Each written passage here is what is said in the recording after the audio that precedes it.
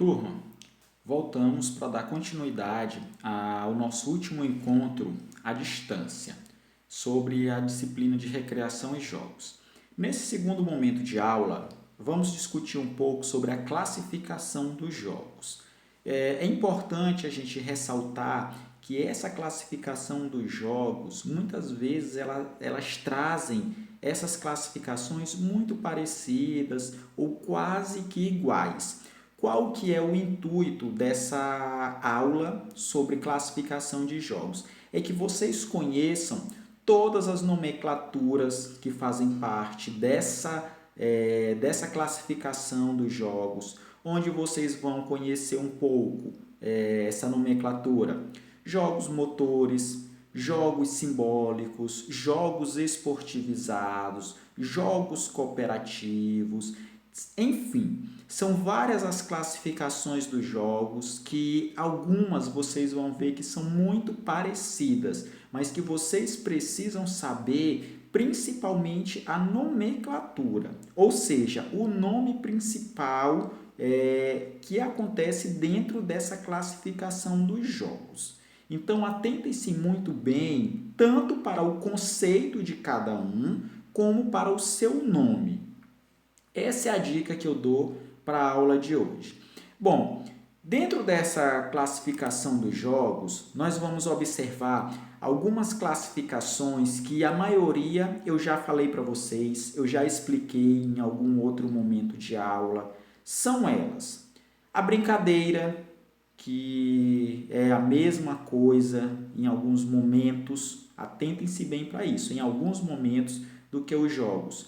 Qual a diferença da brincadeira para o jogo? A brincadeira, muitas vezes, ela necessita de um brinquedo ou mesmo da sua imaginação. Então, ela não tem uma presença muito grande de regras. O intuito da brincadeira é a diversão, é você estar dentro desse prazer lúdico. Isso faz com que a brincadeira aconteça. Então, a brincadeira é algo lúdico, prazeroso. O jogo também. Só que o jogo ele tem algumas características particulares, como a presença de regras que podem ser modificáveis. Isso vocês estão carecas de saber, porque praticamente toda aula eu explico. Mas eu vou ainda assim dar mais uma pincelada sobre isso. Então, o jogo é uma atividade lúdica também, com a presença de regras, mas uma regra mais maleável, uma regra que se adapte aos interesses de quem está jogando. Esse é o jogo. Dentro do jogo, nós temos várias classificações dos jogos. São eles os esportivizados, que têm característica de algum esporte. Por exemplo, o tacobol tem a característica do beisebol, o queimado tem a característica do handball. Então, isso é considerado um jogo esportivizado. O jogo cooperativo é aquele que não tem o intuito de atribuir um vencedor ou um perdedor. O intuito maior é fazer com que toda a turma participe, toda a turma se divirta. Os jogos de salão são aqueles realizados basicamente dentro de uma sala, dentro de um salão. São aqueles que podem ser realizados em dias de chuva. Então, são aqueles jogos que não necessitam de um espaço muito grande para ser realizado. Por exemplo, a dama, o dominó, o baralho podem ser considerados um jogo de salão. Ao mesmo tempo que a dama e o dominó são considerados jogos de salão, eles também podem ser considerados um jogo esportivizado ou mesmo um esporte. Professor, eu não entendi. Depende do contexto que esse jogo está acontecendo. Por exemplo, o xadrez, se ele estiver acontecendo em um campeonato mundial, por exemplo, valendo uma medalha, ele é um esporte. Se ele estiver acontecendo dentro da escola, ele pode ser considerado um jogo esportivizado. Ou se ele estiver acontecendo dentro de qualquer outro ambiente com o objetivo de diversão, ele pode ser considerado um jogo de salão. Então, tudo depende do contexto, de como o jogo está acontecendo para que eu possa classificá-lo. Então, não tem como eu dizer assim, o futebol é um jogo puramente classificado como esporte. Depende do contexto. Se ele estiver sendo praticado na rua como diversão, ele vai ter características de um jogo esportivizado ou mesmo de uma brincadeira. Então, atentem-se bem para essa dica de como classificar um jogo, como classificar um esporte. Depende muito do contexto que ele está acontecendo. Então, não tem como eu afirmar que um determinado jogo ele classifica-se como esportivizado, cooperativo, de salão ou popular. Depende de como ele está acontecendo. Espero que essa primeira fala tenha ficado extremamente clara.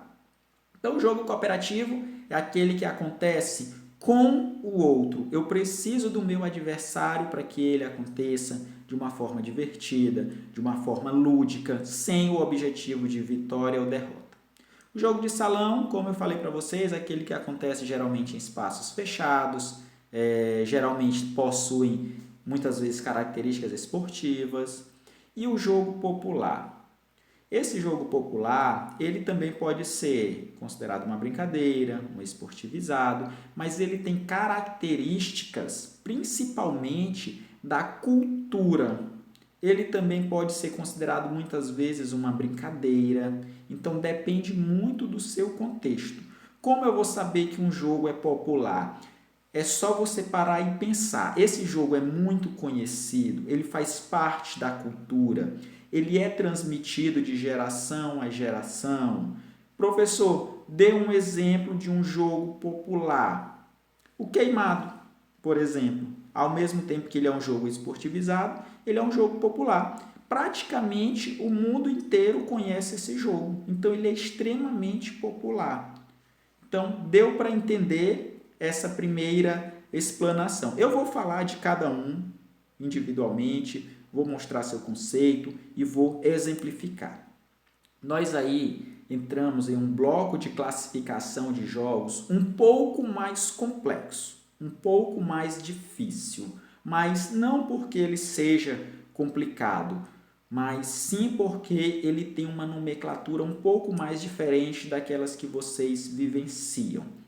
Quais são? São os jogos de exercício sensório-motor, que vocês vão ver essa classificação, essa definição e os exemplos já já. Mas geralmente eles acontecem quando a criancinha nasce, até por volta ali dos 2 anos. É um jogo em que o pai e a mãe ficam brincando com a criança, ela às vezes nem entende o que está acontecendo muito bem, mas ela consegue se divertir. Então, por exemplo, aquela brincadeira que o pai está ali com o filho, coloca a mão nos olhos e diz: cadê o papai? Papai escondeu. Aí a criança acha que realmente isso está acontecendo. Então, é mais ou menos um jogo de sensório, como o próprio nome diz, e motor. Então, ele vem das sensações, ele vem dos movimentos e ele também acontece de uma forma lúdica. O jogo simbólico é aquele de faz de conta, de imaginação, que também é muito parecido com esse sensório motor em algumas características. Por isso eu coloquei os dois juntos para que vocês entendam melhor essa classificação. Os jogos de regra é a mesma coisa de um jogo esportivizado, é aquele que possui regras. Então vocês observam que dentro dessas nomenclaturas, muitos desses jogos eles se assemelham, eles são iguais. Então, nós vamos ver cada um. E os jogos motores? Eu diria que quase todos os jogos, ou todos sem exceção, são jogos motores, porque eles precisam de movimento. Motor vem de movimento, vem de motriz. Então, os jogos motores, quando o autor colocou esse termo jogos motores, ele quis dizer que são aqueles jogos que necessitam de uma grande movimentação, de uma grande agilidade. Então é basicamente isso. Porque mesmo que você esteja jogando, por exemplo, o xadrez exige movimento, você tem que mover as peças, não deixa de ser um jogo motor. Mas para essa classificação dos jogos motores, entendam o que o autor que escreveu esse livro quis dizer como sendo aqueles jogos que possuem um grande deslocamento, uma grande movimentação e precisam muito desse contexto de movimento. Então, para vocês terem uma ideia de como acontecem essas classificações, fiz um resumo de cada uma, de como são classificados, dei alguns exemplos e agora nós vamos estudar cada uma detalhadamente para que vocês possam compreender ainda melhor essa explicação. Pois bem, a brincadeira já é algo do cotidiano de vocês, que vocês já entendem, que vocês já sabem o contexto. Então, a brincadeira, ela é um aprendizado cultural, que se expressa de diversas formas. A brincadeira, ela manifesta-se dentro dos jogos, nos brinquedos, faz parte da cultura popular, é transmitido de geração a geração. E essas brincadeiras, elas podem ser consideradas também em alguns momentos como brincadeiras populares. Amarelinha, peão, peteca, bolinha de gude, pipa, que é a mesma coisa que papagaio, rabiola, arraia, depende do local, depende do contexto. Então, a brincadeira é um aprendizado cultural que todas as crianças fazem as brincadeiras em algum momento da vida. Os próprios adultos utilizam-se de brincadeiras também em algum momento. Então, a brincadeira, ela se expressa de diversas formas. Então, ela está presente dentro do jogo, às vezes dentro do esporte, dentro de uma luta, dentro de uma dança. Então, a brincadeira, ela está presente dentro da cultura de uma forma muito forte. O jogo esportivizado. Esse jogo esportivizado, eu já falei para vocês, é aquele que contém alguns fundamentos de modalidades esportivas. E esses jogos, eles têm as regras alteradas, modificadas. Como eu falei para vocês, eu dei o exemplo do tacobol, que parece com o beisebol, da queimada, que se parece muito com o handball, da travinha, que se assemelha muito ao futebol. Professor, eu não sei o que é um fundamento esportivo. Toda vez que vocês escutarem esse termo fundamento esportivo, pensem o seguinte: fundamento é tudo aquilo que eu posso treinar dentro de um esporte. Por exemplo, no futebol, eu posso treinar o passe, eu posso treinar a recepção, eu posso treinar um lançamento, eu posso treinar uma batida de falta. Então, tudo aquilo que eu puder treinar, que eu puder aperfeiçoar, pode ser considerado um fundamento. E esses fundamentos esportivos, eles estão presentes dentro desses jogos esportivizados. Por exemplo, no tacobol, qual é o fundamento predominante dentro desse jogo? É o lançamento com a mão e a bolinha e a rebatida com o taco. São os dois fundamentos principais que estão ali dentro desses jogos esportivizados que se assemelham com o beisebol, mas existem alguns outros. Corrida, por exemplo. Dentro do queimado, o lançamento com a mão, o passe, a recepção da bola. Tudo isso são fundamentos que se assemelham muito ao jogo do handball. São praticamente iguais.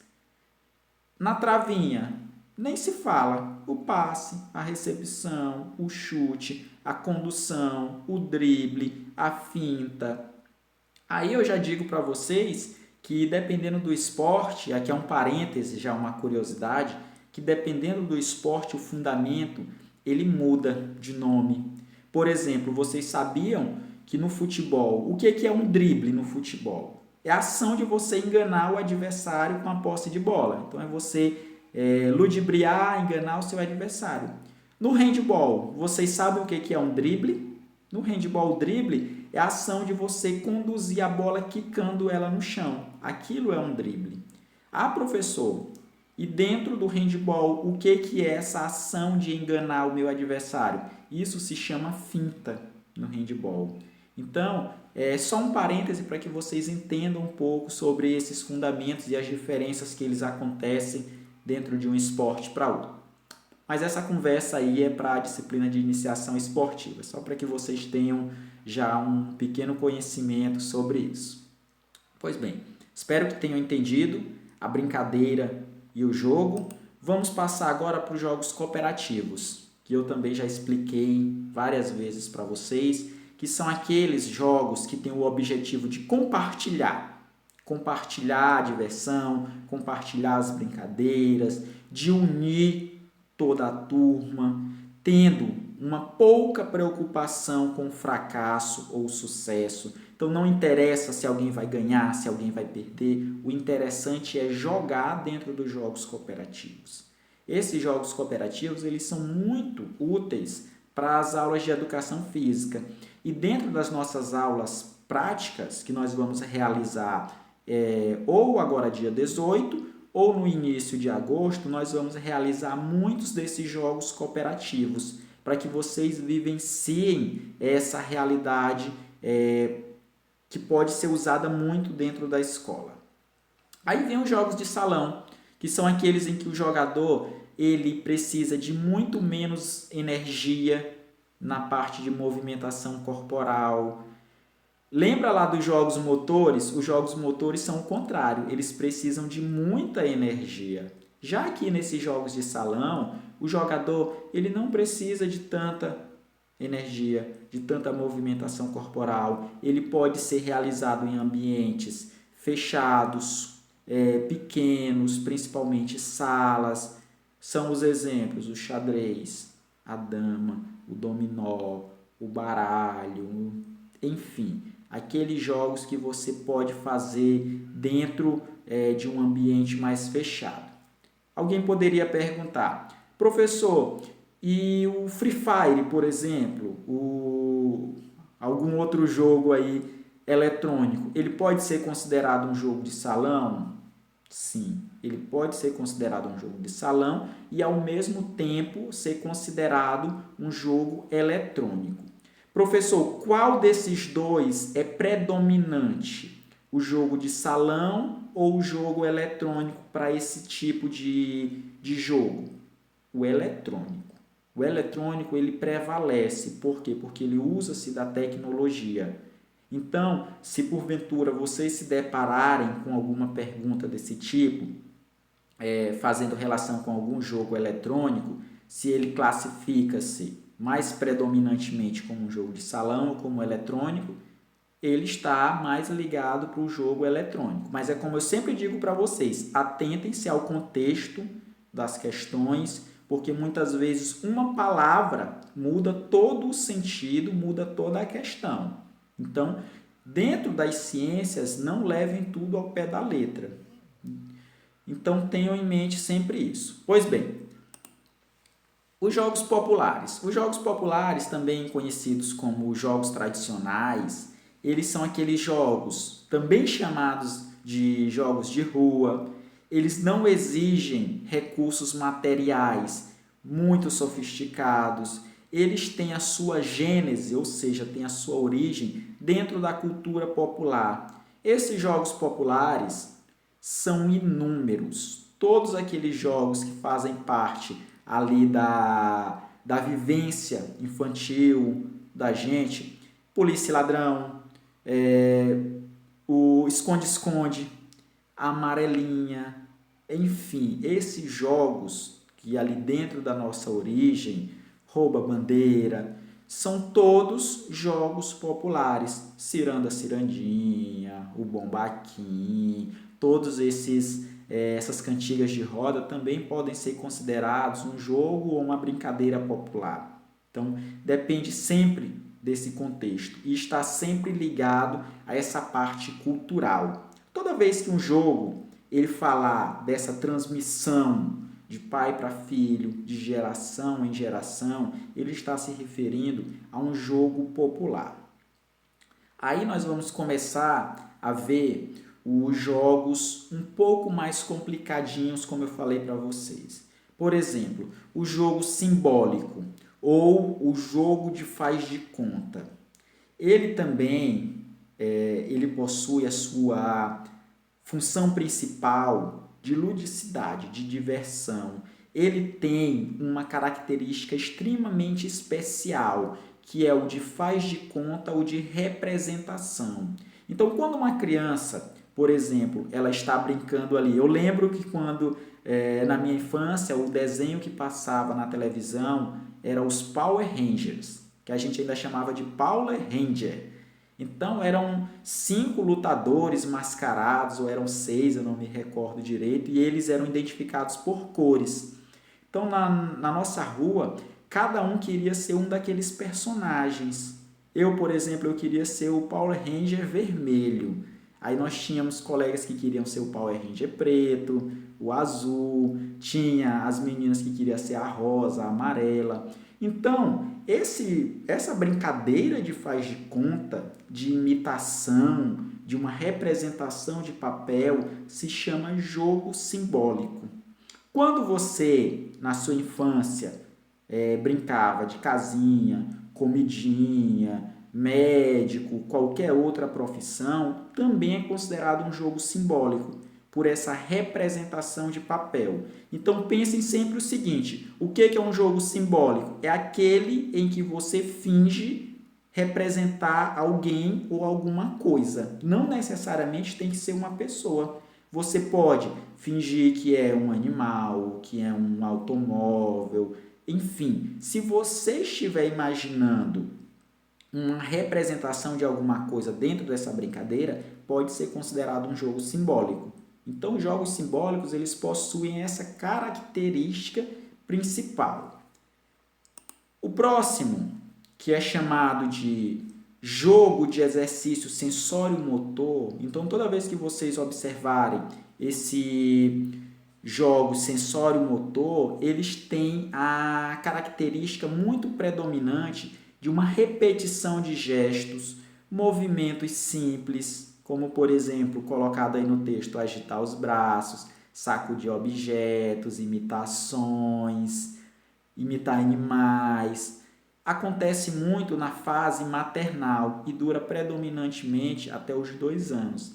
Então, esses jogos sensórios motores, ele é uma função de estimulação das crianças nessa fase maternal. Então, eu lembro que quando meu filho nasceu, ele tinha um chocalhozinho pequenininho, que eu até procurei aqui para mostrar para vocês, mas eu não encontrei.